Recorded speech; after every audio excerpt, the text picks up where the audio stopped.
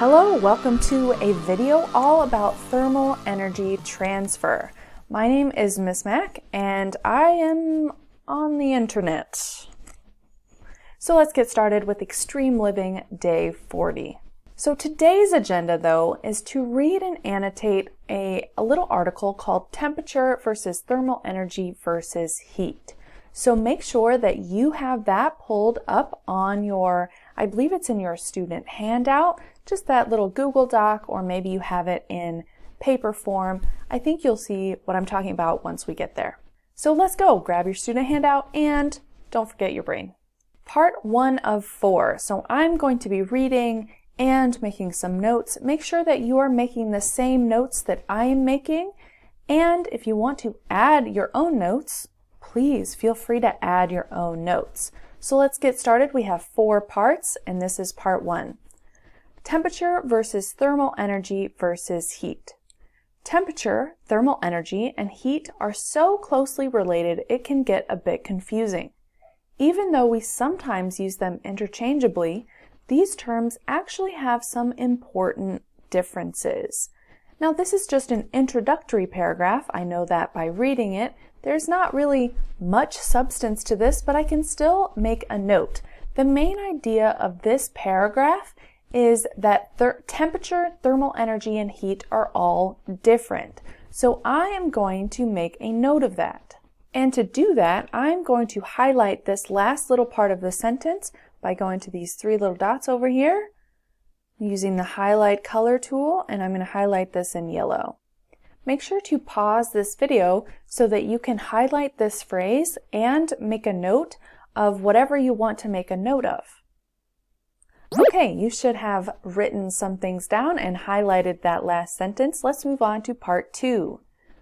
Remember in the last unit when we learned about kinetic energy, the energy of motion?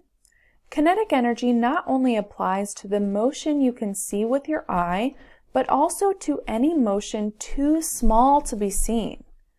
We know from past science classes that all things are made up of very small particles or molecules we can't see. Even in solids, these particles are vibrating in place and so are moving ever so slightly. The more quickly the particles move, the more energy they have.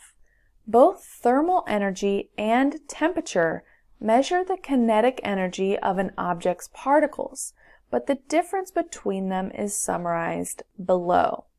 So let's make some notes on this slide. Make sure that you're following along, making notes where I'm making notes. So the first thing I want to do is to highlight the key information here. So let's find it. This paragraph was all about thermal energy and temperature, but not really. It was really about kinetic energy, right? But it's connecting the kinetic energy to thermal energy and temperature. So maybe we want to highlight both thermal energy and temperature measure the kinetic energy of an object's particles. We're going to highlight this. Maybe I also want to highlight kinetic energy, the energy of motion, just to remind myself what kinetic energy is. And then particles are vibrating in place and are moving ever so slightly. That seems important as well. So I'm going to highlight this as well. Okay, make sure to pause this video, highlight what I have highlighted, and add some notes of your own. Okay, welcome back. Let's move on to part 3 of 4, which should be about the difference between thermal energy and temperature. Let's find out. Thermal energy is the total kinetic energy of particles within a material or system. Temperature is the average kinetic energy of particles within a material or system. So let's put this into a note that we can understand by ourselves. To add a note, I'm on Google Slides. You might be on Google Docs. So you can just write this note maybe to the side. Maybe you want to add a comment, or maybe your teacher has a different way of adding notes that you can use, but this is what I'm going to do. I'm going to go over here, create a text box, and I can write my notes over here. Thermal energy is the total kinetic energy. And I know from math class that total means we added something together, right? So maybe I can put this into my own words. Thermal energy equals energy plus energy plus energy plus energy. So we're taking the little tiny particles' energies and adding them together. And that's how we get thermal energy. Temperature, it sounds like, is different. Temperature is the average kinetic energy of particles within a material or system. So temperature, it sounds like I want to take an average, and I know average or mean from math. So let's make a note. Temperature equals energy plus energy plus energy divided by 3. And this 3 is because we added 3 particles' energies together. I mean, really, this is just divided by however many energy particles we have. So I made my notes kind of pretty. Make sure that you have these notes down, and if you want to add something that lets you know, if you think of something in your head that's more memorable than the things that I wrote down, please make your own notes. All right, pause this video, make sure that you have your notes down. All right, you should have added some notes. We are back. Let's move on to part 4 of 4. Read along with me. The words total and average are very important in these definitions. For example, a swimming pool at 40 degrees, lower temperature, actually has more thermal energy than a cup of tea at 90 degrees, higher temperature. This is because the pool contains a lot more water. Unlike thermal energy and temperature, heat is not a property describing a material system. Heat is a measure of change because it describes the movement or transfer of thermal energy between objects. All right, let's add some notes. I definitely want to highlight the definition of heat. Heat is a measure of change. I'm going to highlight that in yellow. I'm also going to highlight it describes the movement or transfer of thermal energy between objects. This is what I have highlighted.